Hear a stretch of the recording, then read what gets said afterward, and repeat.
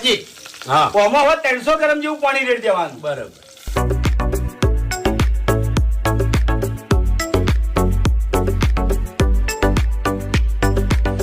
ભુવનજી હા હવે આપણે ખમણ ચેક કરી લઈએ. બરાબર છે.